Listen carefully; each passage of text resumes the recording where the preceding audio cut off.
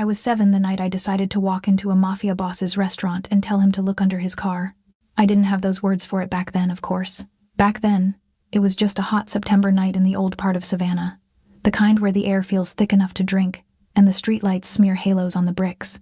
I remember my back pressed against the rough wall behind my mom's flower shop, my palms sweaty on the straps of my backpack, and my heart beating so hard I was convinced the whole block could hear it. Across the narrow street, the Moretti's sign glowed over the corner restaurant, warm and golden, like something out of a different world. Inside, there were linen tablecloths and candlelight and clinking glasses. Outside, in the shadows where I was, there were dumpsters and oil stains and a little girl trying to decide whether to ruin a cop's big moment or keep her mouth shut and pretend she hadn't seen anything. When you grow up in a neighborhood like mine, you learn names before you learn spelling. The Morettis were one of those names. People said it quietly, with a little tilt of the head, the way they talked about hurricanes or bad diagnoses. Some folks called them a family of businessmen, some called them criminals, and most called them something in between when they thought kids weren't listening. I listened anyway. I heard the stories about how they ran the docks, how nothing went in or out of the port without them knowing. I heard about the suits and the cars and the money. I also heard about the time they paid for Mrs. Hernandez's surgery when her insurance refused, and how the lights at the community center somehow stayed on all winter, even when everyone knew the bills were overdue. Adults like to pretend those two things couldn't belong to the same people. Kids know better. We're used to things being messy. I had my own reason to feel twisted up about them. The winter before that night, someone had smashed the windows of my mother's flower shop. They left the glass everywhere, crushed stems and muddy footprints, and words sprayed in red paint that I didn't fully understand but knew were ugly. My mom called the police. The police took notes, looked tired, and left. Nobody came back. But that same night, long after my mom cried herself to sleep on the couch, I woke up to the sound of trucks outside. I remember peeking through the blinds with my feet numb from the cold and watching a crew of men with work lights and quiet voices board up the windows, scrub paint from the bricks, and sweep up the glass. They worked fast and clean. By sunrise, the shop looked like nothing had happened. On the counter, they left an envelope with no logo, no explanation, just a short card and enough cash to replace everything. The handwriting on the card said that nobody deserved to be told they did not belong in their own neighborhood. My mom never said the name Moretti out loud in connection with that night, but she hid the card in the same place she hid important papers. And she warned me twice as hard afterward to stay away from those men, because help can come with its own price tag. So, standing in that alley at 7 years old, staring at the back door of Moretti's across from the shop, I was carrying all of that in my small body. Fear, gratitude, suspicion, and that stubborn little streak that had gotten me in trouble at school, more than once for speaking up when adults wanted silence. That afternoon, when the sun was still up and the street was busy, I had been taking trash out to the alley behind the flower shop. I remember the smell of old water and cardboard, the buzz of an air conditioner unit, the way my sneakers slipped a little on something slick. That was when I saw them. Detective Ethan Cole was hard to miss, even to a kid. He had the kind of face that made the news anchors smile a little brighter, the kind they put on posters about cleaning up the city. I'd seen him on television, standing next to the mayor, shaking hands, talking about keeping families safe. In person, he looked exactly the same, except his eyes were harder. He and another man in plain clothes were crouched by the black sedan Dominic Moretti always used, parked just behind the restaurant where our alley emptied out. They didn't see me. I was small and used to being invisible. I remember the glint of something plastic wrapped in Ethan's hands, the careful way he reached up under the car, the quick, efficient movements like he'd done this many times before. I couldn't make out every word, but some phrases landed sharp enough to stick. Trash that needs to be taken out. Cancer in the city. About time somebody cleaned this block up for good. They were phrases I had heard in other mouths, pointed at people who looked like my neighbors, people who sounded like my mom, people who didn't have lawyers or perfect English. I didn't understand the details, but I knew this. Whatever they were doing under that car, they weren't supposed to be doing it in secret. And whatever they were planning, it wasn't justice. I slipped backward before they could turn and see me, heart hammering, fingers numb. The rest of the afternoon passed in a blur of schoolwork and helping my mom with bouquets, but my mind stayed stuck on those plastic-wrapped packages and that ugly satisfaction in Ethan Cole's voice. By the time night fell and the dinner rush started at Moretti's, the street felt different. The usual traffic thinned. A couple of unmarked cars cruised by slower than they needed to, windows tinted, engines too quiet for my liking. I watched them from the doorway of the shop, then from the alley, my feet moving without permission. I knew Dominic was inside. I had seen him a few times from a distance over the years. Tall, dark suit. That particular way of walking like the sidewalk was his, and the city was just borrowing it. To me, at 7, he wasn't a man so much as a story made flesh, the center of all the warnings and half-whispers. People said he was dangerous. People said he was generous. People said he was poison. People never agreed, but they all agreed on one thing. You did not get in his way. So there I was, 7 years old, pressed against rough brick in the humid dark, watching cars I knew were police circle the block like patient sharks. I could practically hear the way the news would frame it, could almost imagine Ethan Cole on television again, this time with evidence in his hands and trophies in his eyes. There is a moment, right before you do something that will change your life, when you wish very badly to be the kind of person who can look away. I remember that moment clearly. I remember telling myself that I was just a kid, that adults knew better, that my mom needed me, that people like Dominic Moretti chose their own risks and didn't need saving from little girls. I also remember the picture that kept pushing through all those excuses. 3 plastic-wrapped bricks under a car that did not belong to Ethan Cole, and the memory of an envelope on my mother's counter that had arrived when no one else came. It took me a long time to understand that I wasn't choosing between good guys and bad guys that night. I was choosing between silence and what my gut refused to let go of. Looking back now, with all the years and consequences between that alley and the woman I am, I can say this plainly. I saw Detective Ethan Cole, the hero of Savannah, planting evidence under Dominic Moretti's car. At 7 years old, I did not have that language. What I had was a knot in my stomach, a burning in my chest, and the sense that if I didn't speak, something terrible was about to happen in front of my mother's shop. So I pushed my back off the wall, I stepped out of the shadows, and I turned toward the warm light spilling from Moretti's front door, knowing that the next few minutes would either save a man the whole city feared, or destroy a life I hadn't even really started yet. I remember the sound of my own footsteps first. They were too loud in my ears as I crossed that little strip of asphalt between the alley and the restaurant. Every step felt like it should echo, like someone would look out and shout at me to go home, to mind my business, to stop pretending I mattered in a story like this. No one did.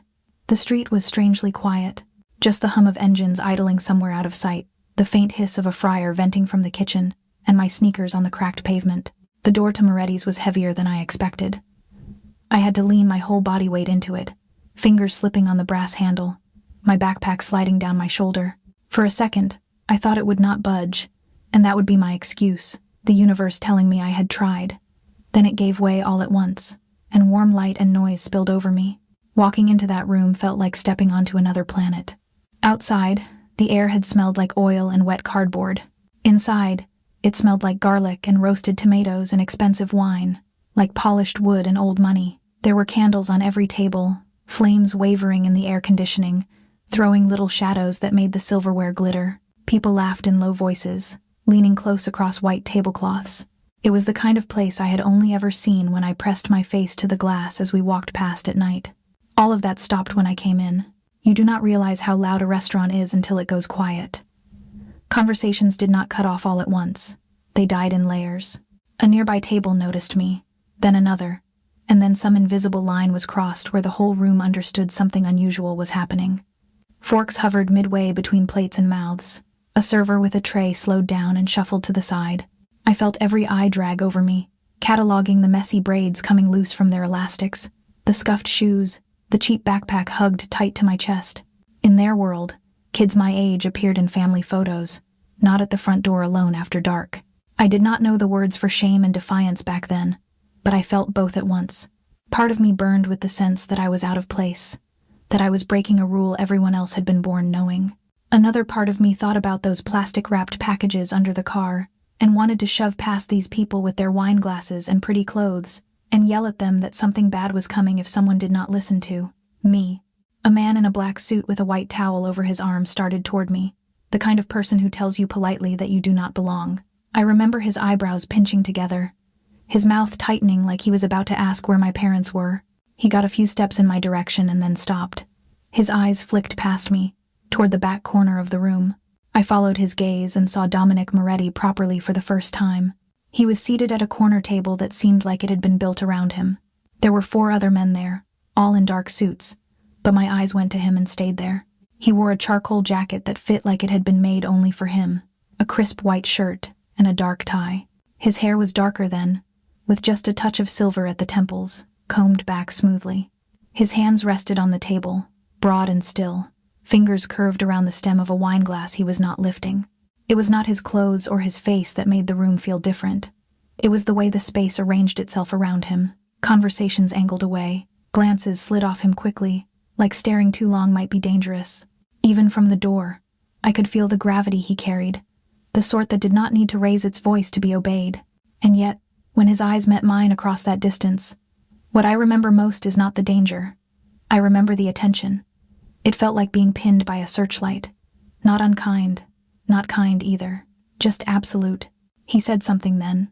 I do not know his exact words anymore, but I remember the way he lifted his chin slightly, the way his hand moved just enough to stop the man in the black suit from coming closer. Later, I would learn that it was he giving permission, telling his people to let things play out. At 7, all I understood was that the man with the towel stepped back, and no one physically blocked my path. That left me with no excuse. The distance from the door to that corner table could not have been more than a handful of strides. To me, it felt like crossing a football field. My legs felt heavy, like they belonged to someone else. My heart pounded in my throat. I could hear chairs creak as people turned to watch me pass. The clink of cutlery started up again in little bursts and then faltered whenever I came too close, like the room was holding its breath in pockets. I kept my eyes mostly on the floor at first, the dark wood, the patterns of the rugs, the polished shoes of men who could afford to eat here, but I could not avoid lifting my gaze when I reached his table. From up close, Dominic looked both more ordinary and more unsettling. The lines at the corners of his eyes were deeper than I expected. There was a faint scar near his eyebrow, just a pale line against his skin. Details like that made him human, and for some reason, that made him scarier. Monsters in stories are one thing. Real men with tired eyes and old scars are another. He studied me for a long second, and I felt my throat go dry. My rehearsed explanations scattered. What came out instead was the shaky truth, as my 7-year-old brain could organize it. That I was Lena from the flower shop across the street, that I had seen something bad in the alley behind his car earlier that day, that police officers had been where they should not be, doing things they should not have done. I did not list evidence, codes, or model numbers. I talked about the way they had hidden their movements, the way their voices sounded when they talked about cleaning up trash. I mentioned the plastic around the packages, and the blinking light I thought might be a tracker because I had seen the same kind of blinkers on delivery vans. I remember feeling like every word might be the one that made him wave me away. The strange thing is, he did not. He did not laugh or tell me I was imagining things. He did not look bored. He listened, really listened, with the same intensity he had when he first looked at me from across the room. He asked a few short questions, things like when, where, who, but in my memory, they are more like impressions than sentences. His interest sharpening at the mention of Detective Ethan Cole, the subtle tightening around his mouth when I described the alley behind our shop. Outside the restaurant's front windows, the world was shifting. Even as I tried to get the words out, I could see motion in the glass behind him. Headlights sliding into place along the curb, dark shapes moving with purpose. The glint of badges catches the lamplight. The energy in the room felt like the air right before a storm, charged and expectant. I think he sensed it too. There was a moment where he glanced past me, toward the entrance, then back at my face. Whatever calculation he made in that heartbeat changed the rest of our lives. If he had chosen to keep me there and handle it quietly, the story might have ended with handcuffs and headlines about a brave detective and his big bust. Instead, he decided on something else. He pushed his chair back slowly, the sound of it scraping across the floor startling in the quiet. His men stirred, hands hovering near jackets, eyes tracking his every move. What he did then, in essence, was claim me. He rose and moved so that he stood not behind the table but beside me, like we were somehow on the same side of whatever this was. He told the room, in that calm, low voice that carried even when he did not raise it, that they would all be going outside together. Him, his men, the child from the flower shop had just brought them very important information. I only understood the words later. At the moment, what I felt was his presence at my shoulder as we turned toward the door together. Half the restaurant rose with us, some out of obligation, some out of curiosity. Phones appeared in people's hands, slow and furtive. I caught a glimpse of my own reflection in the glass as we approached the entrance. Wide eyes, flushed cheeks, a man in a perfect suit towering behind me. When the door opened again, the night felt heavier. There were more cars now, lined up like a row of dark teeth along the curb. Men in suits and tactical vests stood near them, trying to look casual and failing. At the center of it all, framed by the gaslight, was Detective Ethan Cole. I had seen him on television. I had seen him in my alley. And now I saw him here, in the moment he thought he was about to make history. His shoulders were squared, his jaw set just so. His expression arranged in that blend of concern and determination the news cameras love. He looked past Dominic first, like he was rehearsing a speech in his head. Then his gaze dropped and found me, standing half a step in front of the man he had planned to take down. The crack was tiny, a hitch in his breath, a flicker in his eyes where confidence gave way to something raw. For the briefest second, the mask slipped, and I saw it there. Recognition and fear. The awful knowledge that the little girl from the alley had not stayed where he left her. I did not know what would happen next. I just knew that we were all walking out into a night that would not let any of us go back to who we had been when the evening started. From the doorway, the sidewalk looked like a stage somebody had set up without telling me. There was a row of cars first, gleaming under the streetlights like a line of dark animals at rest. Dominic's black sedan, another black one behind it, a deep blue car, a silver one, all of them clean, expensive, parked nose to tail along the curb. Beyond them, the building fronts glowed with gas lamps and neon signs, the old brick and iron balconies of the historic district watching from above like silent witnesses. Then there were the people, cops in plain suits and tactical vests, trying to look relaxed and landing somewhere closer to coiled. Restaurant staff are hovering in the doorway behind us. Diners drifting out with their phones half raised, pretending to check messages while angling their cameras. Neighbors from the next block over, drawn by the sirens and the sight of 3 unmarked cars that did not belong on a quiet evening like this. And there was I, a 7-year-old in a wrinkled school jumper, standing at Dominic Moretti's elbow like I had any right to be part of this. I remember the feel of the night air on my face, cooler than the restaurant but thick with exhaust and heat from the parked engines. I remember the way the streetlights threw long shadows, stretching Dominic and the officers into taller, distorted versions of themselves. Everything felt too bright and too dark at the same time. Ethan Cole tried to take control immediately. He had that practiced posture, feet set just so, hand close to his belt as if he were ready for anything. His voice came out steady and official, the way it did in the clips I had seen on television. He talked about warrants, credible intelligence, and ongoing investigations. He said people needed to stay inside while the police did their job. I did not catch every phrase, but that was the gist of it. Power, procedure, authority. What I remember most is that Dominic did not back up a step. He listened, head slightly tilted, eyes steady. When Ethan finished his little speech, Dominic simply stated that there had been a development. He said he preferred that whatever was about to happen take place where everyone could see it. He gestured to the people with phones and the neighbors gathering near the edge of the sidewalk as if they were some kind of impromptu jury. At 7, I would not have used the word strategy, but that is what it was. He refused to let this be a private search in the dark. He turned it into a demonstration. He walked to his car slowly, with his shoulders relaxed, so no one could reasonably accuse him of reaching for a weapon. His men followed but stopped a few paces back, forming a loose semicircle. I hovered between them, unsure if I should move closer or farther away. Curiosity tugged me forward. Fear argued for distance. He crouched beside the rear wheel well, the fabric of his pants stretching over his knee. And someone behind us stepped forward with a phone, the flashlight clicking on. The beam cut a white path under the car, turning dust motes into tiny stars. Everything went quiet again. For a second, there was nothing but the hum of the streetlights and the faint buzz of the phone's microphone as it recorded. Then the light hit the plastic. From where I stood, I could not see every detail, but I saw enough. 3 solid shapes wrapped tight in clear plastic, strapped to the undercarriage with professional-looking ties. On the plastic were strips of white and yellow tape printed with words I had seen on crime shows and, more recently, in the evidence locker at the back of the precinct when my class had visited on a field trip, property of the Savannah Police Department, evidence. There were numbers, too, the kind that get written on forms and logged into computers. Next to the bundles was a small rectangle of metal and plastic with a blinking red light. Even at 7, I knew what a tracker looked like. Delivery drivers had them on their dashboards. School buses had them to reassure nervous parents.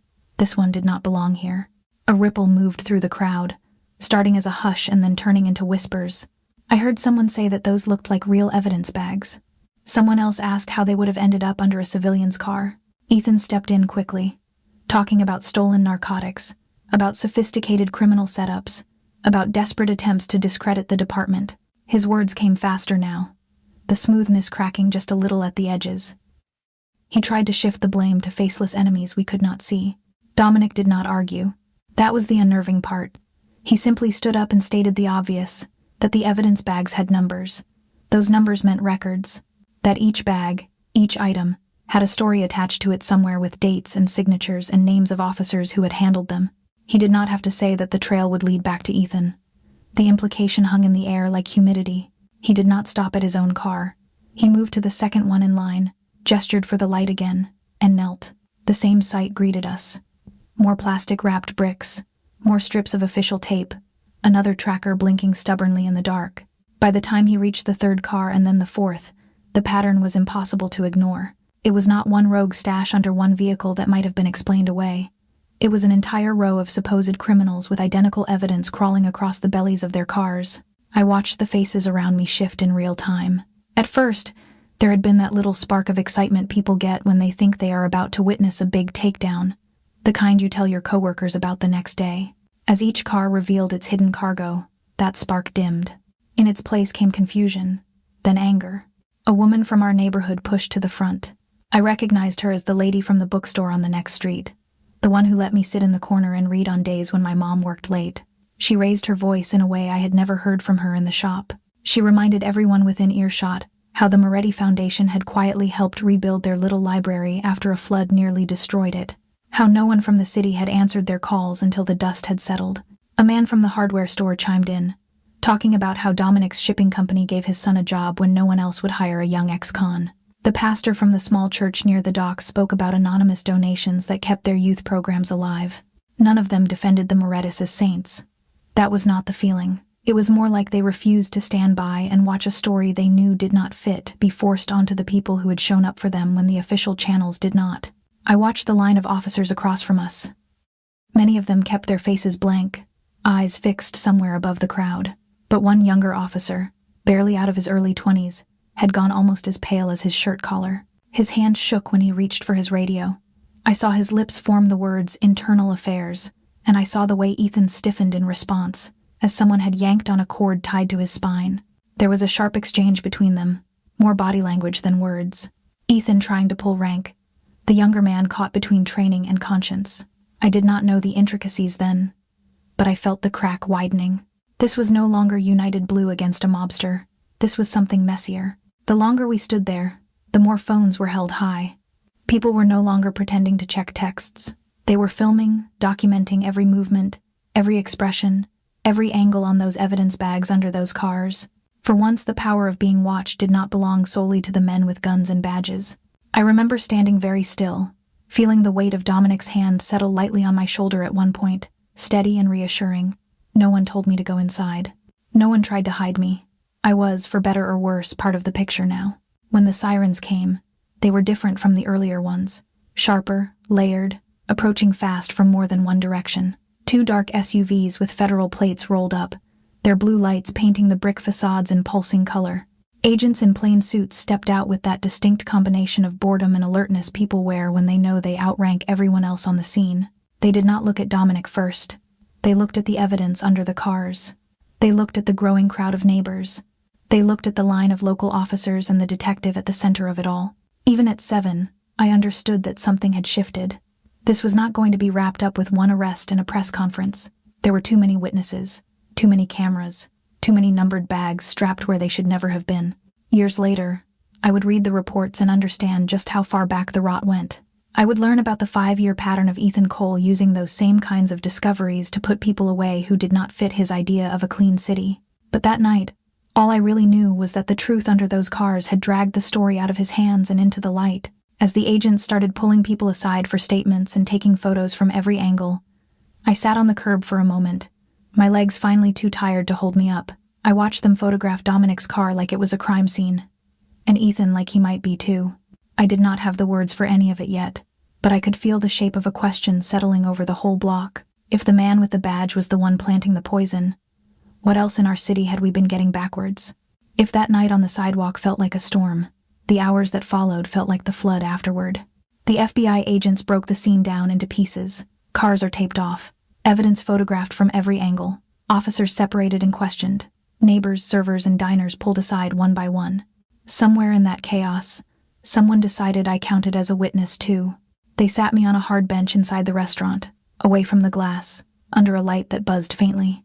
One of the agents crouched down so we were almost eye level. He spoke slowly, as if the words needed to be gentle to make it past my fear.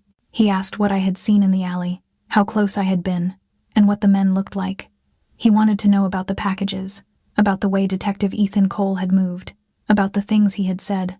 I remember my mom arriving in a blur, hair half out of its clip, apron still on. One of the neighbors had called her. She pulled me into her arms so tightly I could barely breathe, then held me against her side while I talked. Her fingers never left my shoulder.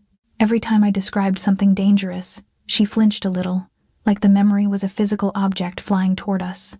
That night did not end at midnight. It stretched into the small hours, into that strange time when even the city seems to sigh. When they finally let us go home, the sky over Savannah was starting to lighten. My mom tucked me into bed without talking about any of it, but I woke up to the sound of the news the next morning and saw Ethan's face on the screen. Not as a hero this time, but as the subject of questions. The investigation took months.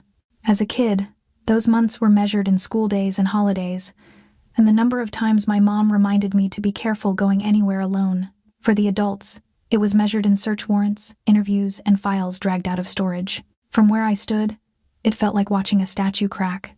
The man whose photo had hung in the precinct lobby as an example of excellence suddenly had reporters waiting outside his driveway. The same news anchors who used to praise him began using words like alleged pattern and misconduct. The city, which had been so eager to believe in a clean, righteous crusade against crime, had to sit through nightly segments about stolen narcotics, missing evidence, and defendants whose cases suddenly did not look as solid as everyone had assumed. Later, when I was older, I would read summaries of what they found.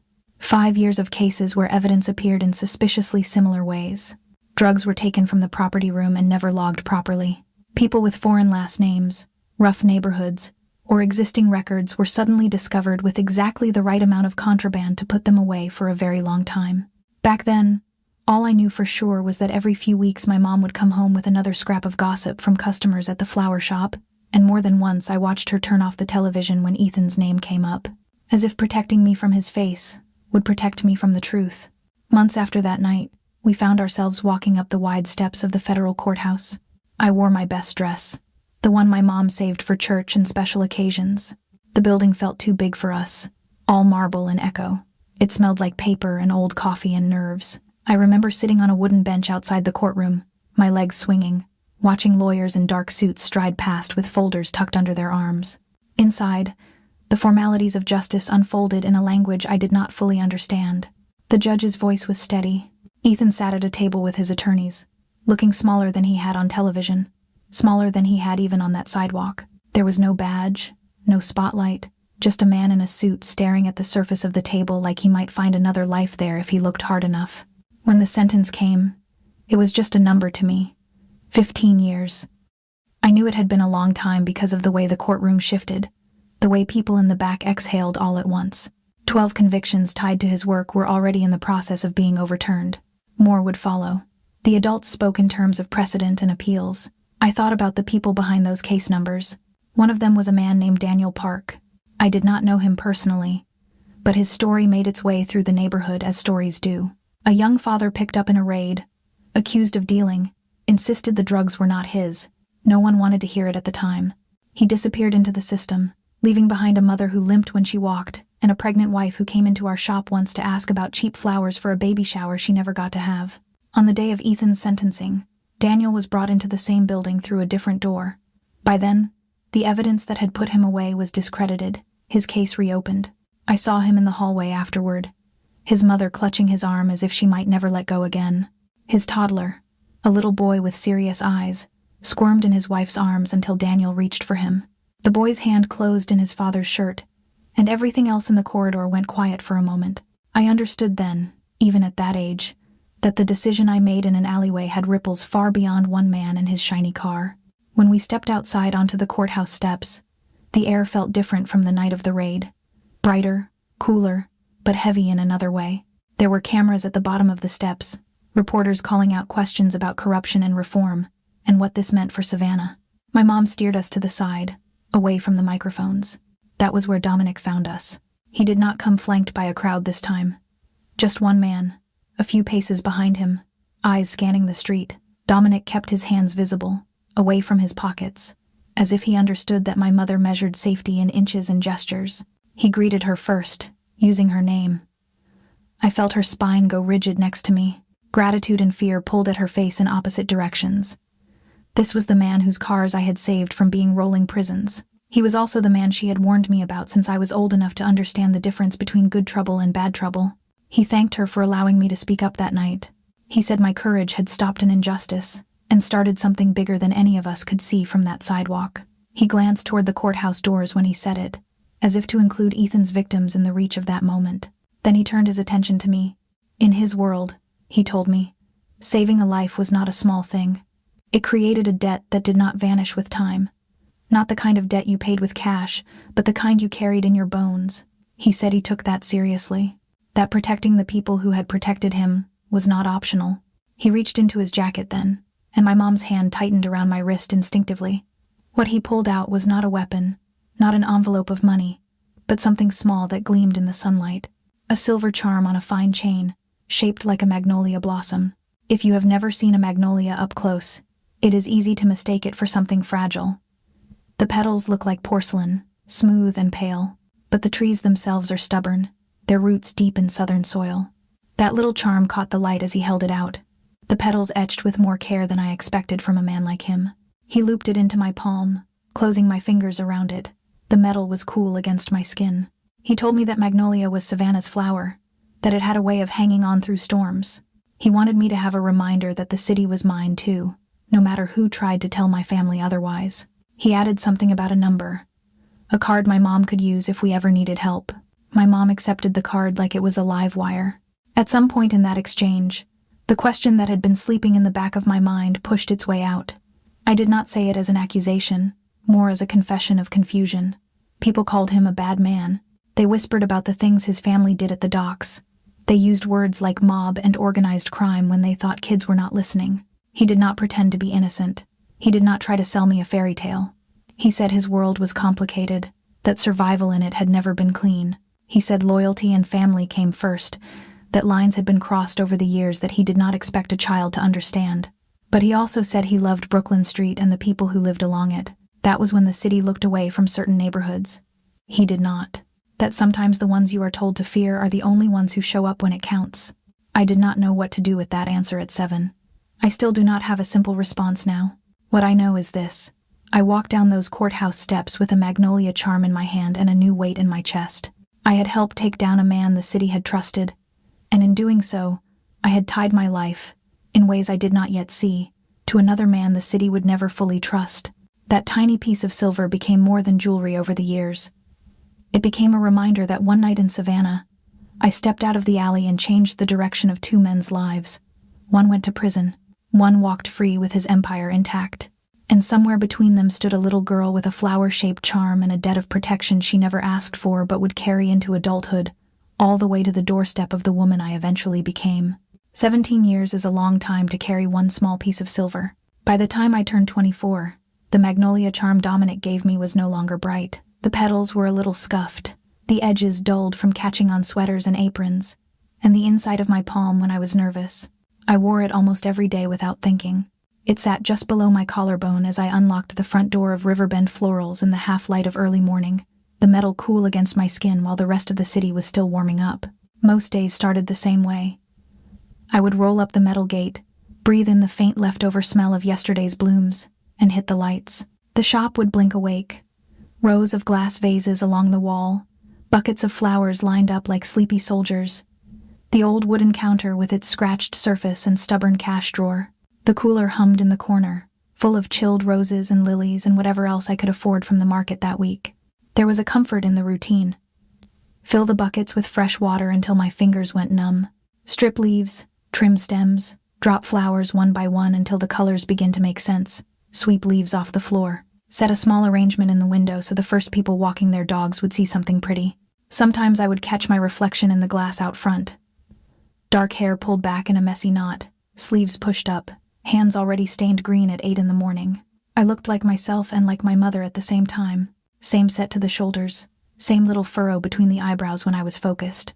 The only real difference was that the name on the sign above the door now read Riverbend Florals instead of Maria's Flowers.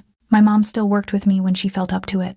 Her knees were not what they used to be, and some days the stairs up from our apartment above the shop took more out of her than arranging 10 centerpieces ever had. But she refused to stay home. She said the shop kept her young. I suspected the truth was that it kept her from thinking too much about everything we had almost lost. When a police cruiser rolled past the window, I still paused without meaning to. It was a tiny hitch in my movements, scissors hovering over a stem, hand frozen on the cash drawer. I wasn't afraid in the way I had been as a child, but I never fully shook the knowledge that uniforms and badges were not guarantees of anything. I had seen one of the city's finest led away in handcuffs because I opened my mouth at 7. That sort of thing rewires you. The neighborhood had changed since that night. Some of the old shops were gone, replaced by boutiques and coffee places with chalkboard menus. Rents had gone up faster than the paint could dry on the new facades. Our flower shop sat like a stubborn holdout among them, still here, still smelling like damp earth and eucalyptus. We should not have survived some of those years. On paper, we were a bad investment. Small, family-run, more heart than business plan. There were stretches where the numbers did not make sense. I would sit at the counter after closing with a stack of bills in one hand and a calculator in the other, trying to figure out how to make rent, electric, and fresh inventory coexist without some miracle. Sometimes the miracle slipped in quietly. A landlord's email extending a deadline. A utility notice that turned inexplicably into an apologetic system error. A supplier offering terms more generous than they had any reason to offer us. My mom called it luck. I called it suspicious. It wasn't one thing that tipped me off. It was 100 small inconsistencies that finally piled up high enough that I had to look at them. One slow afternoon, business dead between the lunch rush and the after-work crowd, I decided to get brave and dig through the old lease paperwork. The file cabinet in the back office was full of handwritten notes and crumpled envelopes, my mother's life stacked on metal rails. Somewhere between the original lease from when she took over the shop and the most recent renewal, I started noticing new names. Riverfront Properties LLC on one addendum. An adjustment signed off not by our landlord but by some representative from a holding company I had never heard of. Another letter that extended our lease at the current rate, in recognition of long-term tenancy, was sent from yet another corporate name that didn't match the man who came by to fix the heater. On a whim, I started writing them all down in a notebook. Riverfront Properties, Harborview Investments, Southern Oaks Management. I stared at the list for a long time. There was a pattern there, hiding just out of reach. It took a late-night internet search and a lot of squinting at public records, but eventually all those little company names branched back to a single trunk, a larger entity quietly sitting behind them like a shadow. Moretti Holdings. I remember sitting back hard in the creaky office chair, the magnolia charm suddenly heavy against my chest. Part of me wanted to laugh at myself. Of course, the man who had talked about life debts on courthouse steps would not consider his promise fulfilled just because he handed me a piece of jewelry and a phone number 17 years ago.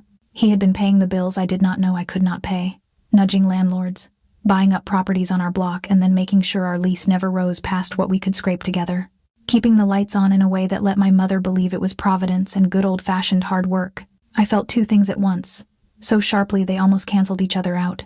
On one side, embarrassment that my independence was, at least in part, an illusion.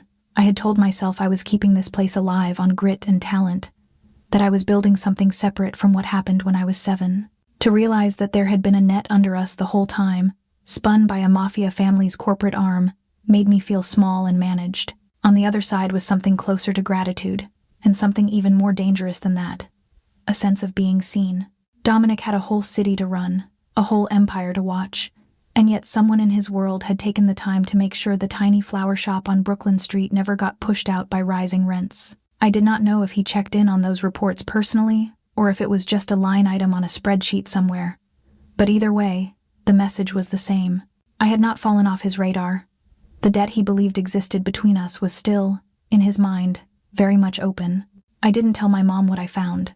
She slept better, thinking the distance between you, the Morettis, and US had grown with every passing year. I let her keep that comfort a little longer. I just started to pay more attention to the mail. The invitation came on an ordinary Tuesday. I was behind the counter, hands wrapped around a mug of coffee that had gone cold an hour earlier when the shop's old laptop chimed. New email. I almost ignored it. Then I saw the sender. The Moretti Foundation. My first reaction was physical. A tightening in my gut, a prickle at the back of my neck, as if some part of my nervous system recognized the name before my brain finished reading it. I clicked it open anyway. It wasn't written like a favor. That was the odd thing. It read like any other corporate inquiry. Polite, professional, full of details. They were hosting a charity gala at a waterfront restaurant in a few weeks, raising money for a youth arts program. They had seen my work around the neighborhood and heard good things about Riverbend Florals. They wanted to know if I was available to provide floral design and installation for the event. Budget attached. Timeline outlined. Links to prior galas to give me an idea of the scope. It was, by any measure, the biggest job I had ever been offered. Enough money to stabilize the shop for months, maybe longer, if I planned well. Enough exposure that my little storefront might finally feel less precarious and more permanent. I stared at the screen, the words blurring a little at the edges. Part of me knew I should say no.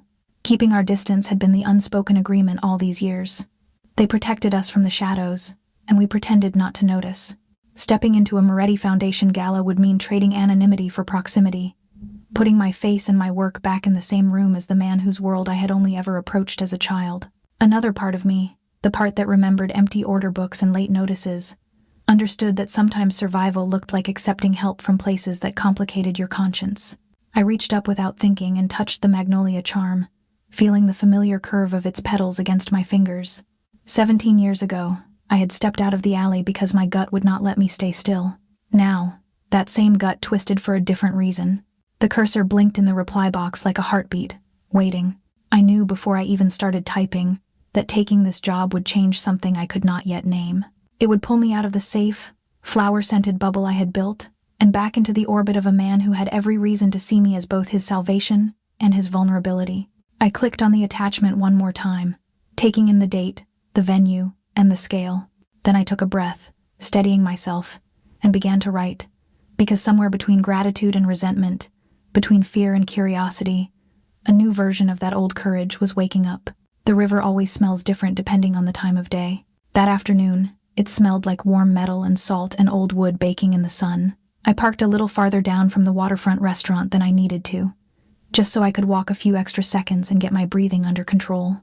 My portfolio bag knocked gently against my hip with each step, a quiet reminder that I was here as a professional, not as the kid who once shouted at a man to look under his car. Inside, the place was half finished and echoing. Staff were unpacking glassware, stacking plates, and dragging tables across polished floors. Someone tested the sound system, and a low thump of bass pulsed through the empty space before cutting off. The big windows looked out over the Savannah River, where the water moved slowly and brown, carrying sunlight on its back. I checked in with the event coordinator, a woman in a sleek black dress and an efficient smile. She rattled off timing and head counts, pointing at areas where arrangements would go, where the step and repeat backdrop would stand, and where the donors' tables needed extra attention. I nodded, scribbling notes, mentally picturing vases and arches and hanging installations instead of letting myself imagine what it would feel like to turn a corner and see Dominic. That was the quiet bargain I made with myself at the start of the walkthrough.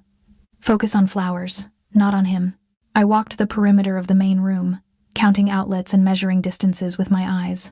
The floor plan they had emailed me started to come alive in my head. Tall arrangements near the bar to hide the column I disliked. Low bowls of garden roses were placed along the center of each table so guests could see each other without ducking. A cascading piece on the welcome table that would draw the eye the second people stepped inside. It helped, having something to obsess over. It gave my hands something to do, my mind somewhere to go besides 17 years back in time. Still, he was there on the edges of my thoughts. Not the legend, not the stories, but the details my memory refused to let go of. The way his hand had felt steady on my shoulder on that sidewalk. The way his voice had gone softer when he talked about loyalty and gray areas on the courthouse steps. The tiny pause before he closed my fingers around the magnolia charm. I wondered what his hair looked like now, if the scar near his eyebrow had deepened. Suppose he had new lines around his mouth from smiling or from frowning. I wondered if he thought about that night as often as I did, or if I was just one chapter in a book he had long since closed. The answer walked in about 20 minutes into the walkthrough. I didn't see him at first. I heard the shift in the room before I found him. Conversations near the entrance dropped a notch. 2 staff members straightened their posture. Even without looking, my body knew. Goosebumps ran across my arms, ridiculous in the warm air. When I did turn, he was just inside the double doors, speaking quietly to the coordinator. Older, yes. More silver threaded through the dark hair, more depth to the lines around his eyes. But the center of him was the same. The way space made room. The way people's attention curved toward him, as if drawn by something they did not fully understand. He wore a dark suit, no tie, the top button of his shirt undone. Nothing flashy. Nothing that screamed power. It was the absence of effort that made it obvious. Men who try to look important announce themselves. Men who are important walk like this. For a second, I was 7 again, staring at him from across a room with my hands shaking. Then his attention slid past the coordinator and found me. A lot of things happened in that look. I saw recognition land and widen his gaze just a fraction. I saw calculation, the quick check for danger. He probably couldn't turn off if he tried. And under it all, I saw something that made my stomach flip in a way I didn't want to name.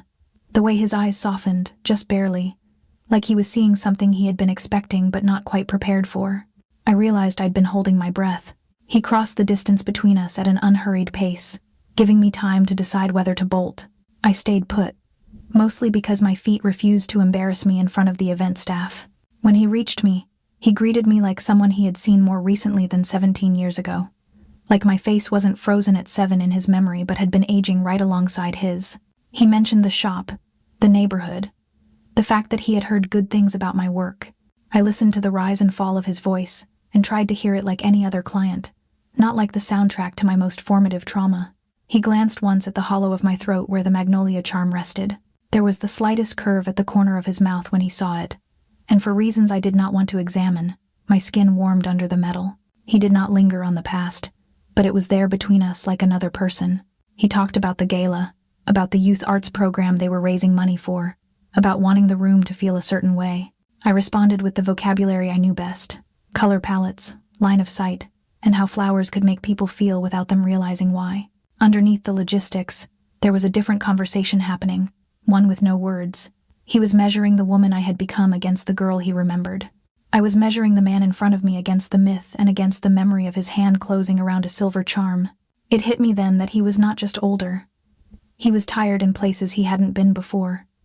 The kind of tired that doesn't show up in posture but in the eyes of someone who has carried too many people on his back for too long. It made him look more human, which, perversely, made him more dangerous. We walked the room together while the coordinator talked through timelines. He listened, nodded, occasionally offered an opinion, but he let me do the creative thinking. I caught staff glancing at us when they thought we weren't looking, their expressions a mix of curiosity and a little fear. To them, I was the girl who had somehow earned the right to walk shoulder to shoulder with him, clipboard in hand. Eventually, the walkthrough moved toward practicalities, where guests would arrive, where the valets would take the cars, and how deliveries would come in. That part took us toward the back of the restaurant, through a service hallway that smelled like bleach and leftover onions, and out onto a covered loading area. The light changed there. It was harsher, fluorescent buzzing under the awning, the river air replaced by the scent of dumpsters and diesel. A few catering staff were smoking near the far wall, their conversation low and unremarkable. We checked access points, noted where I could safely stage flowers out of the sun. The coordinator's phone rang, and she excused herself to take the call. Dominic stepped away for a moment to speak with one of his men, a tall guy I recognized from the background of 100 neighborhood sightings. He always seemed to be around, always half a step behind Dominic in photos, nameless in the way dangerous people sometimes are. I drifted a little farther down the ramp, curious about the view of the parking lot. From there, I could see where the cars would line up, how close they'd be to the loading bay. I was thinking about how to get large arrangements in and out without blocking traffic when voices carried around the corner. They weren't loud, but tension sharpened them enough for fragments to cut the air. 2 men, just out of sight. One voice I didn't recognize. The other, I thought I might, though I couldn't place where. They were not talking about table layouts. I caught my own name first. Not the whole thing. Just the way someone said, the florist, and the girl with the shop on Brooklyn. Then Dominic's name, laced with a kind of contempt people usually hide better. There was a comment about the gala being the perfect place because everyone would be distracted. A laugh that wasn't amused, more like it was impressed by the cruelty of its own idea. Then the phrase that made my stomach drop. His soft spot. His leverage. The one person he wouldn't be able to watch bleed without losing his mind. It took me a second to understand they were still talking about me. I felt my back press instinctively against the wall, like I could melt into the brick and disappear. My heartbeat roared in my ears, drowning out some of the words, but enough got through. They were not making immediate plans, not laying out blueprints. They were gauging, testing, considering what it would cost to go after the florist he owed. One of them sounded like he thought it would be a waste, like there were easier ways to hurt a man like Dominic. The other sounded almost eager. I didn't wait to hear more. Adrenaline shoved me back toward the door, toward the brighter, safer chaos of the main room. My face must have betrayed something because the coordinator frowned when she saw me, asking if everything was all right. I heard myself say something about needing to double-check measurements inside, my voice a shade too high. From across the room, Dominic glanced up from whatever conversation he was in. His eyes found mine, and for a moment, I had the wild thought that if I walked straight to him and told him what I'd heard, someone's life would end before dessert was served on gala night. I didn't move. Standing there in that polished event space, with servers polishing glassware and designers fussing over fabric swatches, I realized that accepting this job had done more than secure my shop's finances.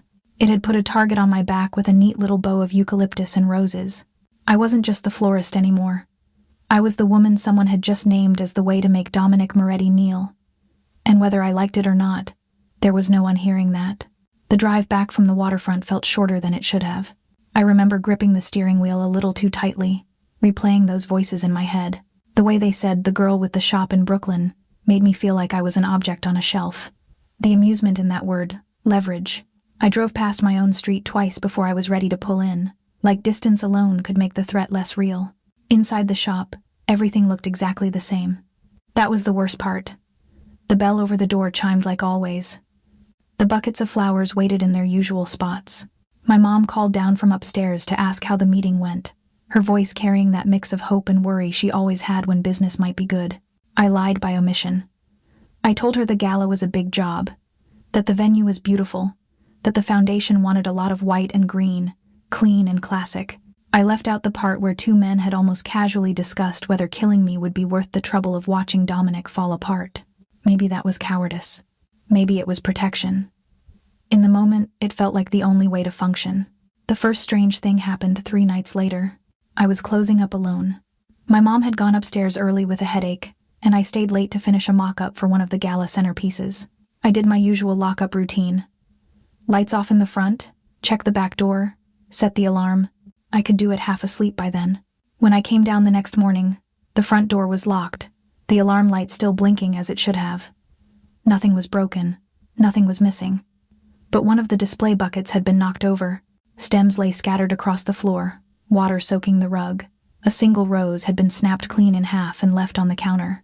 It could have been me, tired and clumsy the night before. That is what I told myself as I cleaned up. But my body did not believe it. My shoulders stayed tight all morning. I kept glancing at the door like I was waiting for something else to fall. The second strange thing didn't give me as much room for excuses. A week before the gala, I came home from the market just after 7 in the morning, arms straining from buckets and boxes.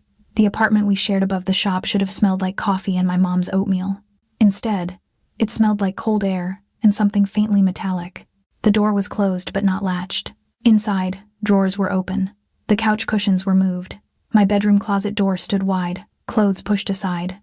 Nothing was taken. My jewelry box was still there, with cheap earrings and the few nice things my mom owned, untouched. The magnolia charm lay where I had left it on the nightstand, catching the light. Whoever had been there had not wanted my stuff. They had wanted my life spread out like a map. The police came and wrote a report because that is what you are supposed to do. They took pictures, dusted for prints, and asked if I had any enemies. I told them no, because the list of people who might want to hurt me belonged to someone else's world. I did not mention Dominic. I didn't trust that his name on their notepads would make anything better. The moment they left, I called him. I didn't even pretend I was calling the foundation. I used the number on the old card he had given my mom, the one she had never thrown away but never used. It rang once before someone answered. A voice I didn't recognize rooting me to someone I did. I told him about the voices at the venue, about the rows on the counter, about the open drawers, and the untouched valuables. I expected him to be skeptical, to tell me I was overreacting. He didn't. He was quiet, which was worse. Quiet in that particular way that meant something inside him had gone dangerous. Things moved very fast after that. By the end of the day, my landlord had new locks installed on both the shop and the apartment. Not the kind you buy at a hardware store. Heavy, solid, the sort that clicks with authority. A security company showed up with cameras and a new alarm system, wiring our little building like it was a bank. A dark sedan I had never seen before started waiting for me outside the shop in the mornings. The driver introduced himself as someone assigned to make sure I got where I needed to go. He said it like it was final, like this wasn't a negotiation. Luca arrived with him. I recognized him from the gala walkthrough, from a dozen glimpses over the years. He was the kind of man you notice without knowing why. Dark hair, easy smile, the build of someone who took his job seriously without needing to prove it in every room. Dominic trusted him. You could see it in the way people listened when he spoke, in the way he moved a half step ahead of Dominic without making it a performance. Now he was in my shop every day. He stood near the door when I opened, scanning the street before letting customers in. He checked the back alley before I took out the trash, walking the length of it with his hands in his pockets, eyes restless. He insisted on driving me to the venue and back for every gala delivery, waiting at the curb until he saw me step through the door of the apartment at night. On the surface, he was kind. He asked about my mom's health, about business, and about how I'd gotten into floral design. He praised my arrangements in a way that felt genuine, not like flattery. Sometimes he carried boxes without being asked, stacking them with an efficiency I appreciated. Underneath, there was something else. He noticed everything. What time do I usually lock up? Which routes did I take to the market? When I switched my schedule because a supplier was late, I started to realize that if someone ever needed a complete report on my movements, he would be able to recite it without checking a calendar. I should have felt nothing but grateful. The break-in had shaken my mother badly. She flinched at every creak in the floorboards that week. Knowing there was a car out front and a man downstairs with a direct line to Dominic did let her sleep a little easier. I couldn't ignore that. But there were nights when I lay in bed, the glow of the security panel seeping under my door, and felt like a butterfly pinned in a glass case. Safe, technically, but only because someone had decided my wings were worth keeping. Dominic came by the shop twice in those days, unannounced. He would appear in the doorway and tilt his head toward the back, and I'd know he wanted a few minutes without customers listening. He never raised his voice about the threats, but the anger bleeding through his control was its own kind of volume. He talked about tightening things up, about enemies who did not respect old lines, about how making me a target crossed a boundary even his world should understand. He said he owed me his life, and that he would not watch mine be taken as payment for someone else's ambition. He did not say that he cared about me beyond the debt, but it was there, in the way his gaze swept the shop like he was cataloging every exit, in the way his shoulders only eased when I assured him my mother was upstairs, behind new locks and monitored alarms, in the way his eyes softened for a heartbeat when they landed on the magnolia charm. I hated how much safer I felt when he was in the room. I also hated that safety had become something he could turn on and off with a phone call. As the gala drew closer, the incidents shifted. No more break-ins, no more overturned buckets. Instead, there were near misses that felt like someone testing the perimeter. One morning, Luca suggested a different route to the venue, citing construction on our usual street. We took it, and a few blocks from the restaurant, I saw a car I recognized from the neighborhood parked at an odd angle, its driver staring a little too intently as we passed. 2 days later, an anonymous text popped up on my phone with nothing but the time I had left the shop and the street I had walked down, like someone was letting me know they could see me even when Luca was not around. I mentioned all of this to Dominic, and each time he told me he was handling it. Each time, another layer of security wrapped tighter around my life. Somewhere in the middle of all of that, my instincts started whispering something I did not want to hear. It was small at first. A comment Luca made about a delivery time that he shouldn't have known. The way he stepped outside to take certain calls, eyes sliding away from mine. The fact that the suspicious car had shown up on the one morning he'd pressed me to change our routine. None of it was proof. It was just a pattern, the kind you only notice when your survival has depended on reading patterns since you were 7. I found myself watching him the way he watched the street, tracking his habits, cataloging the little inconsistencies, and I realized with a cold, unwelcome certainty that if danger had found its way this close to me, it might not only be pressing from the outside, it might be sitting in the driver's seat, hand resting casually on the gear shift, telling me he was here to keep me safe. Gala nights always look effortless from the outside. People see the candles and the music and the way the light hits the glasses just right and think it all floated into place like that. They do not see the sweat, the frayed tempers, the florist in flats running on caffeine and adrenaline. By the time the first guests started arriving at the waterfront restaurant, my hands smelled like eucalyptus and rose thorns and whatever industrial cleaner the staff had used on the floor.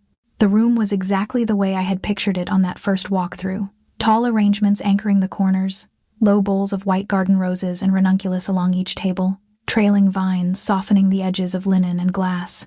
The air felt cool and expensive, layered with flowers and perfume and the faint metallic taste of nerves.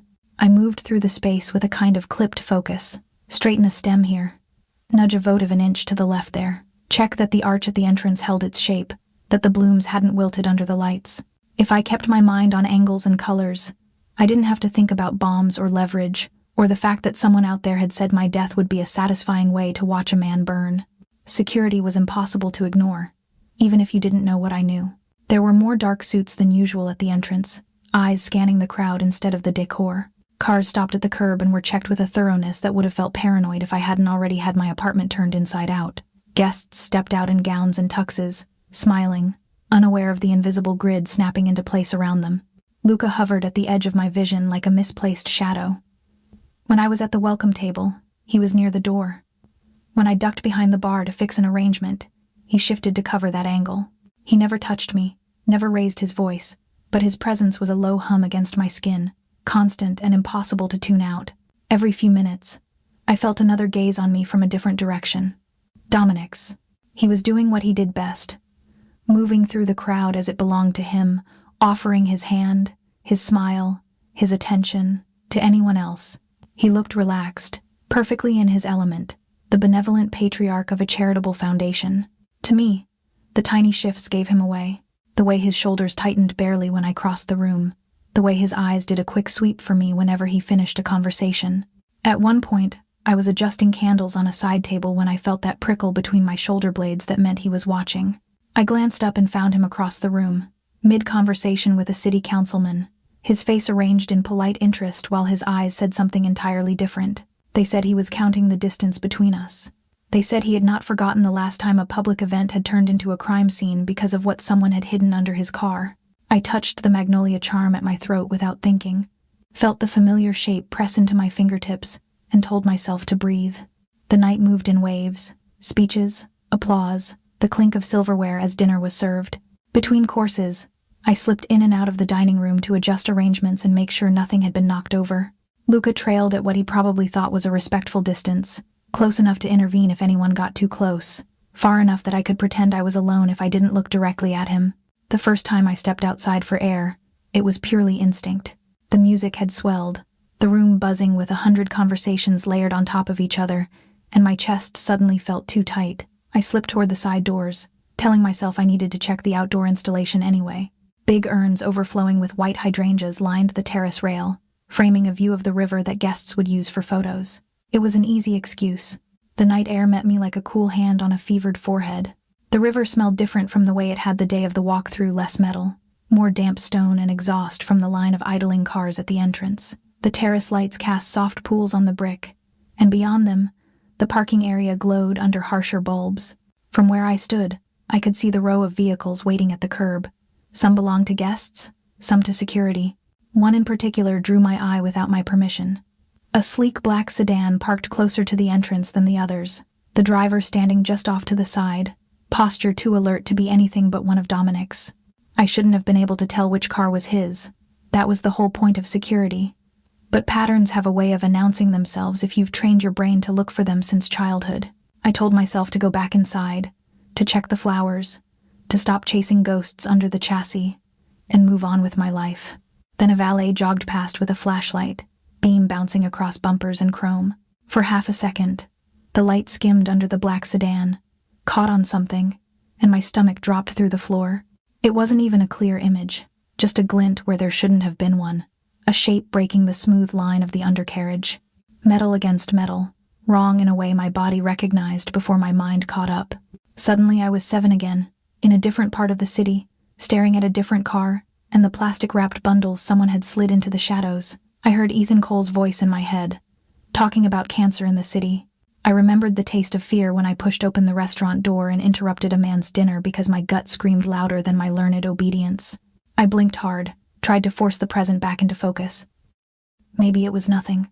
Maybe it was a reflection, a piece of road debris, some harmless part jutting out at a weird angle. Trauma can make you see threats in every scrap of trash on the pavement. I knew that. Every therapist in the world would have agreed. But the part of me that lived in the small, still space between fight and flight knew better. This was different. This was intentional. Someone who understood the symbolism of hiding death under his car had decided to repeat the lesson with a new teacher. The river noise faded. The music from inside became a distant thrum. All I could hear was my heart and my own breathing, and the echo of a child's decision reverberating across 17 years. I stepped off the terrace before I fully decided to. Luca's voice came from somewhere behind me, sharp with my name, but my legs were already moving. The valet with the flashlight glanced over, confused, as I approached the car, but I waved him closer without thinking, pointing at the patch of darkness under the chassis. I didn't crawl under the car myself. I wasn't that reckless. But I crouched enough to see more clearly as the beam cut through the shadow. There it was. Not plastic bags this time, but compact metal and wires nestled where they had no business being, affixed with a cruel kind of precision. There was no mistaking what it was meant to do. All the breath left my lungs at once. For a second, the world narrowed to a single thought. If he walked out here casually at the end of the night, if he slid into that back seat with the easy familiarity of a man who trusts his driver, he would die. I straightened so fast my head spun. I could have run back inside and whispered to someone else, let security handle it. I could have pulled Luca aside, told him what I'd seen, and kept Dominic insulated from the panic. Those would have been reasonable choices. Instead, my body chose the path it had once before. I went looking for him. Interrupting a man like Dominic in the middle of his own gala is not something people do. He was on stage when I shoved my way back into the main room, listening to a young artist talk about how the foundation had changed his life. Cameras were pointed at the podium. Donors watched from their tables, faces softening with the glow of charitable self-satisfaction. My timing could not have been worse. Or maybe it was perfect. I stayed near the back at first, heart pounding, telling myself to wait until the speech ended, to pull him aside quietly. Every second stretched like gum. I pictured someone pressing a remote, a circuit closing, the car outside becoming a fireball that would turn this entire evening into a horror story. The speech ended. Applause rose and fell. Dominic stepped closer to the young man, said something I couldn't hear, then turned away from the microphone. That was my window, and I took it. I moved forward, weaving between tables, ignoring the way chairs scraped as people shifted to see why the florist was breaking the invisible barrier between staff and stage. Dominic saw me coming. His expression shifted from professional warmth to something sharper, more concerned. I knew, in that instant, that he understood this was not about a floral emergency. I will not repeat what I said to him, because the exact words don't matter. What matters is the look on his face when he realized what I was really telling him. That there was something under his car again, that I had seen it, that I needed him to trust me one more time. The room did not hear my words, but it felt the temperature change. Security moved in an instant, men in suits appearing at the edges of the stage, listening intently, then fanning out toward the exits. One of them touched his earpiece, murmured into a mic, and the quiet evacuation began, disguised as a graceful transition to another part of the evening. Outside, the parking area transformed from orderly to urgent. Someone with a flashlight crawled under the car while another man held his breath beside him. Guests were steered indoors, away from windows, under the pretense of a surprise performance. Staff clustered by the kitchen doors, whispering. The driver stood off to the side, his face drained of color. I stayed a few steps behind Dominic, close enough to see the tension in his shoulders, far enough that I wouldn't be in the immediate blast radius if instinct had gotten it wrong this time. When the man under the car cursed softly and scrambled back, everyone who mattered understood at once. Bomb, device. Improv is something with enough force to turn steel into shrapnel. They didn't say the words out loud in front of me, but I saw them in their eyes. What followed was a blur of police, bomb squad, and specialized jargon. They cleared a radius. They worked their careful magic. They took the car away in pieces. I watched from the terrace, fingers digging into the railing until my knuckles went white, the river moving steadily below as if nothing in the universe had shifted. At some point, Dominic turned to look at me. All of the masks were gone in that moment. No host, no patron, no composed head of an empire. Just a man whose life had been aimed at by someone who knew where to place the crosshairs. His gaze swept my face like he was checking for burns that hadn't happened, injuries I didn't have. Then something raw flickered through his eyes, gratitude edged with a fear so sharp it bordered on anger. He knew. He knew I had saved him again. And standing there in the echo of sirens, I let another realization settle over me like cold rain. This was not a coincidence, not a repetition of some old pattern for dramatic effect. Someone had chosen that method, knowing what it would do to both of us. Someone inside his world had given access, shared roots, and trusted someone with the kind of proximity you only give family. When I thought about who had been closest to that car, to our movements, to the quiet back doors and alternate routes, one name rose to the top like oil on water. Luca. The thought made my chest physically ache. I did not say it out loud that night. I had no proof, just a sick constellation of details lining up into a shape I didn't want to recognize. But as the bomb squad loaded twisted metal into evidence containers, and the gala limped on inside under forced smiles, I understood one thing with terrible clarity. Once again, my gut had dragged Dominic back from the edge of a grave dug under his car. And this time, the danger wasn't just wearing a badge or hiding in an alley. It was sitting at his table, driving his car, and walking me to my door. And whatever this connection was between us, this pattern of me pulling him away from death and becoming more of a target each time wasn't an old story closing. It was just getting started. The night did not end at the restaurant. One moment, I was on the terrace, watching the bomb squad work under a halo of flashing lights. The next, I was being guided toward a side exit with a firm hand at my elbow and the kind of calm urgency that tells you arguing is pointless. Someone said it was safer if I left before the press realized who I was. Someone else assured me my mother was already being taken to a secure location. It all blurred together. SUV doors opening, the heavy thunk of them closing, the smell of leather and cologne and fear inside the car. I sat between two of Dominic's men, the magnolia charm pressed into my palm so hard it left an imprint. No one spoke much. There was nothing left to say that the bomb hadn't already screamed for us. The drive out of the city felt longer than it probably was. Streetlights gave way to darker stretches of road, then to the quiet outlines of trees and big houses set back from the street. When we finally turned up a long, winding driveway, I saw the shape of a house emerge from the dark. Not ostentatious, not some gaudy mansion, but solid and old, set behind a gate that hummed faintly with electricity. Inside, the air felt different from Dominic's public spaces. The restaurant smelled like garlic and wine and polished wood. This place smelled like clean linen, coffee, and something sharper underneath gun oil. Maybe. And old paper. They took me through a side entrance and into a room that could have been any nice living room if you didn't look too closely. There was a couch, a few chairs, and shelves with books, but there were also details that did not belong in an ordinary home. A small table pushed against one wall, laid out with neatly arranged phones and encrypted radios. A locked cabinet that did not look like it held wine. A framed family photo sits beside a stack of folders with names and dates tabbed in red. Men moved in and out of the room with a purpose that made my skin prickle. Some I recognized from the gala, others from 100 glimpses in the neighborhood. They spoke in low tones, handing Dominic phones, papers, pieces of information that seemed to slot into some internal map he was updating by the second. I had never seen him like that before. This was not the man charming donors or the man chatting with my mom about roses. This was the boss. He listened more than he talked. When he did speak, the room shifted around his words. Men went still, then moved quickly. I caught phrases about routes, about access points, about who had known which car he would use that night. Luca's name floated through the air more than once. Someone brought me tea I didn't drink. Someone else told me my mother was upstairs, with a nurse checking her blood pressure because the bomb had scared 10 years off her life.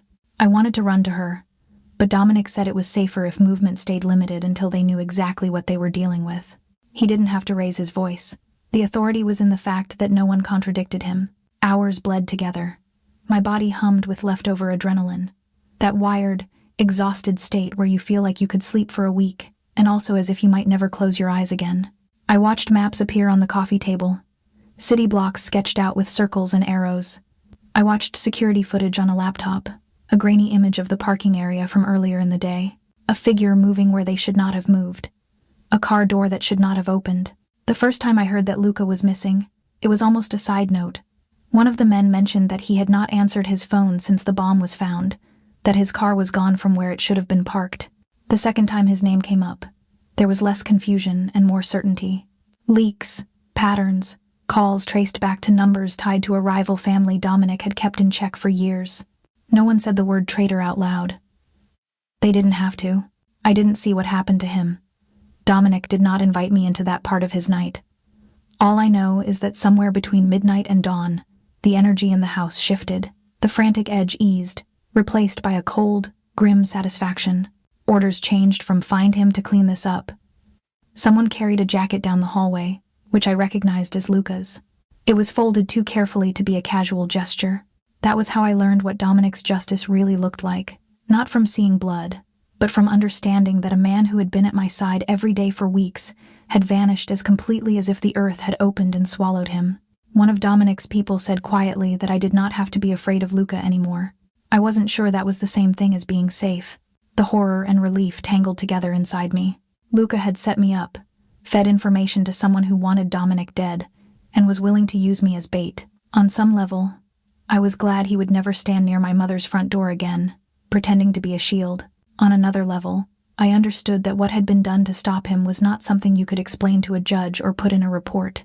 It was a different kind of law. Sometime near dawn, when the house had gone strangely quiet, and the men had mostly dispersed to other places, I found Dominic alone in what passed for his office. The room was smaller than I expected. A desk, a couple of chairs, a lamp casting soft light over stacks of paper. A large window looked out over the dark yard, the glass reflecting his silhouette. He had taken off his jacket and loosened his tie. The top buttons of his shirt were undone. For the first time since the bomb, he looked less like a general and more like a man who had not slept. His hands were braced on the back of a chair. From the doorway, I could see the slight tremor in his fingers. It was gone by the time he straightened and turned toward me. But I had seen it. And once you see something like that, you cannot unsee it. He asked if I was all right. I told him I was as all right as someone could be after watching a bomb get pulled from under a car with her client's name on it. I told him my mother had finally fallen asleep upstairs, exhaustion overriding fear. I did not tell him about the way my legs still shook if I stood up too fast. He said, in his own controlled way, that if I had not seen what I saw, he would be dead, that the car had been checked. Those protocols had been followed, that Luca had personally assured him everything was secure. He admitted, with a kind of bitter resignation, that trust had become a liability he could no longer afford, except in very limited places. When he talked about limited places, his eyes went to me. I felt something in my chest twist painfully. It hit me then that in his mental map of the world, I had moved from debt to anchor, not just a girl he owed his life to, but a person whose existence now affected which roads he took, which car he got into, which enemies dared to act. The idea that someone like him would let his decisions bend around someone like me was both terrifying and strangely intoxicating.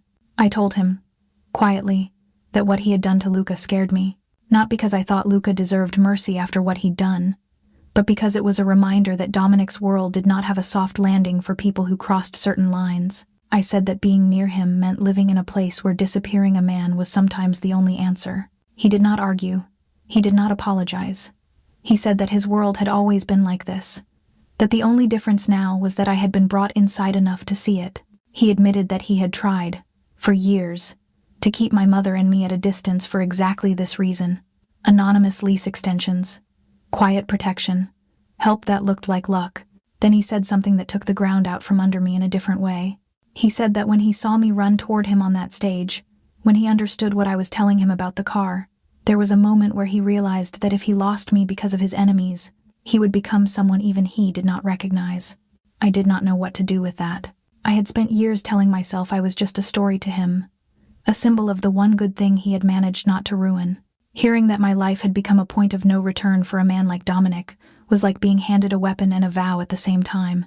It made me feel powerful and horribly vulnerable in the same breath. Standing in that office, watching him in the early light, I finally let myself admit the thing I had been dancing around since the moment I walked into his restaurant at 7. I cared about him, not in some clean, uncomplicated way you could fit into a greeting card. I cared about the man who sent workers to fix my mother's windows when no one else would. The man who listened to a little girl's warning without laughing. The man who made sure our shop survived when the city would have happily gentrified us into memory. The man who ordered terrible things done in my name so I could sleep at night. I cared about all of that together. The light and the dark. The contradictions that made him who he was. And because I cared, the reality of his world cut deeper. The maps and guns and vanished traders were no longer background noise from someone else's life. They were the price of proximity. The cost of standing too close to a man whose name could make people disappear and keep neighborhoods safe at the same time. As I left his office, the sky outside his window was shifting from black to gray. The house was quiet. My mother sleeping upstairs, Dominic alone with his decisions. I walked down the hallway with the magnolia charm warm against my skin, and a new, unwelcome clarity settling in my bones. I had seen his world clearly now, the generosity and the blood, the protection and the threats. I could no longer pretend I was just a florist who got caught in something by accident. I was his weakness and, in some twisted way, one of his strengths. The question that waited for me on the other side of that night was simple and impossible at the same time. Now that I knew exactly who he was, what did it say about me that I still wanted to stay within reach of his shadow? The shop always smells strongest in the morning. A mix of damp stems, soil, coffee, and whatever new blooms came in from the market that day. For a long time after the gala, that smell was the only thing that convinced me life was still mine. I would unlock the door at 7:30, flip the sign, and let the scent wrap around me like a reminder. This is who you are, not a pawn, not leverage, just a woman who knows how to make something beautiful out of things that are always dying. On the surface, things went back to normal. Customers still came in asking for birthday bouquets and apology flowers, and something that looks like I put thought into it. The bell over the door still chimed. My mom still kept a stash of cookies behind the counter for kids who had to wait while their parents chose arrangements. But there was a line inside me now that wasn't there before. I could feel it when a car idled too long outside or when an unfamiliar face lingered in front of the window. I could feel it when my mom asked how that world was going to stay away from us now and then stopped herself because I wasn't 7 anymore, and this wasn't a conversation she could control with rules. She tried anyway, in her own way. She hovered for days after we came home from Dominic's safe house, following me from room to room like she was afraid I'd vanish if she let me out of her sight. When she thought I wasn't looking, she would touch the new locks, the security panel, the camera by the back door, like she was testing the strength of a fence around a yard where her child still played. We never sat down and dissected what happened to Luca, or what it meant that men like Dominic solved betrayal in ways you didn't report to the city. But one evening, when we were closing up, she stood in the middle of the shop and just looked at me for a long time. There was sadness there, and pride, and something like surrender. Not to him, to the fact that my life was no longer something she could steer with warnings about bad men and staying away from certain streets. I had walked straight into the center of all of that and walked out again. Blood on no one's hands and also on everyone's. She didn't say it, but I could hear it in the way she exhaled. You're going to make your own choices now. And all I can do is hope you remember who you are while you're loving whoever you love. For a while, I pretended I didn't know what choice I was avoiding.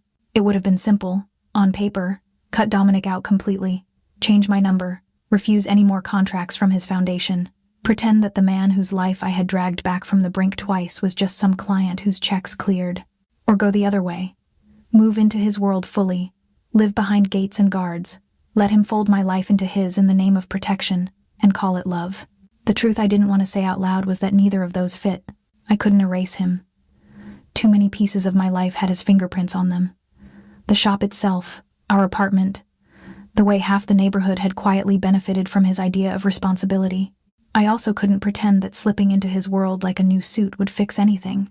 Even inside his walls, bombs were still planted under cars. Even with all his power, he couldn't make danger disappear. He could only redirect it. So I started thinking about a middle path. What it would look like to keep my hands in water and dirt and petals while his were on ledgers and decisions and, sometimes, consequences I would never fully want to see. What kind of boundaries would I need in place if I didn't want to wake up one day and realize I'd become another one of his soldiers, someone who couldn't tell where his instincts ended and mine began? When I finally asked him to meet me, I chose neutral ground. Not his office, not the safe house, not some dim restaurant where you feel watched even when you're alone. Just the shop. After closing, buckets half empty, floor damp from mopping, the cooler humming in the back. My mom went upstairs early, giving us space without making it obvious that's what she was doing. He arrived without an entourage, which was its own kind of statement. One car is parked across the street. One man behind the wheel. Dominic in a dark coat, no tie. Lines at his eyes deeper than they'd been the night of the gala. Seeing him there, under the same flickering street lamp that had watched me grow up, did something strange to my heartbeat. It sped up and calmed down at the same time. We didn't have some Hollywood confession. No dramatic declarations, no ultimatums shouted over violins. We just stood among the flowers I'd been working on all day, peonies, eucalyptus, little sprays of waxflower, and talked like two people who had finally run out of room to pretend their lives weren't tangled. He said he could move my mom and me out of the city, somewhere quiet, somewhere safe. He laid it out like a plan. Better alarms, better walls, people he trusted with their lives. He told me he did not want to live in a world where he had to worry every time I walked down Brooklyn Street alone. Part of me wanted to say yes just for the relief in his eyes when he imagined that version of our future. But I told him the truth instead. I told him I loved this shop. That these streets and these customers and the kids who grew up watching me tie bows around their mother's birthday bouquets were as much a part of me as the scar on my knee from falling off my bike at 8. I told him I could not move into a fortress and pretend that made us safe, when we both knew danger had a talent for jumping walls. I told him that if I was going to stay in his life at all, it had to be as myself, not as an ornament. He kept it under glass. Not as a liability. He resented when things got hard. As the woman who would still open her door at 8 in the morning, still sweep her own floors, still flinch a little when a squad car rolled by, but refused to let that flinch own her. I told him I needed honesty about danger, not sugarcoating. That I needed him to promise my mom and the shop were off limits in any moves he made. That if his world came knocking on my door again, it would be because he was warning me, not because someone wanted to use me as a chess piece. He listened. That's the part that got me more than anything. He didn't argue that he knew better or try to bully me into the version of safety that made sense to him. He admitted that respecting those boundaries would go against every instinct he had as a man who solves problems by pulling them closer and locking them down. He said he would try anyway because the alternative was losing me, and that was a cost he wasn't willing to pay.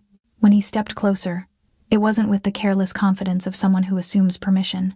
It was careful, almost hesitant, his hand lifted, fingertips brushing the magnolia charm where it rested against my collarbone. The gesture pulled us back through nearly 2 decades, in an instant back to courthouse steps, and a little girl with shaking hands, and a man who had no idea she'd become the one person who could reroute his entire life. He didn't have to say the word love. It was in the way his shoulders dropped when I didn't pull away, in the way his thumb lingered against that tiny silver flower like it were a pulse point. Somewhere in the middle of that quiet, I realized I wasn't choosing between loving him and loving myself. I was choosing how to love him without losing myself. So that's where we left it. He went back to his world of maps and decisions and lines drawn in shadows. I stayed in mine of stems and soil and sunlight on the shop floor. The difference now is that the line between us isn't built on denial. It's built on choices, his to respect my boundaries, mine to walk beside his darkness with my eyes open instead of squeezed shut. We see each other more openly now. Coffee in the shop before it opens. Walks along the river on Sunday mornings when the city is still waking up. Sometimes there are weeks where the only sign of his presence is a quiet envelope covering a supplier bill I'd been losing sleep over. Sometimes he shows up in the doorway looking tired in that way you don't fix with sleep, and I just hand him a flower to hold while we talk about nothing for a few minutes. Is it simple? No. I live with the knowledge that being loved by a man like Dominic Moretti will probably never be clean. There will always be risk stitched into the seams, but I also live with the knowledge that courage isn't just about dragging someone away from a car with a bomb under it. Sometimes courage is staying. Sometimes it's saying no to the version of protection that locks you in a cage. Sometimes it's loving someone flawed and dangerous without lying to yourself about what that means.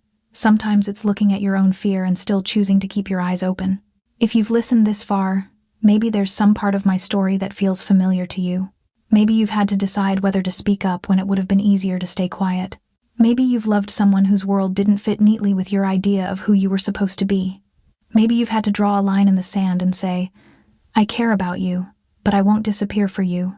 If this stirred something in you, I'd love to hear it. Tell me in the comments about a time you trusted your gut, or a boundary you had to set with someone you cared about. If my story made you think about courage, love, and where you draw the line, tap like, share it with someone who might need to hear it, and subscribe so we can keep having these hard, honest conversations together. The magnolia charm still glints at my throat when I lock up the shop at night.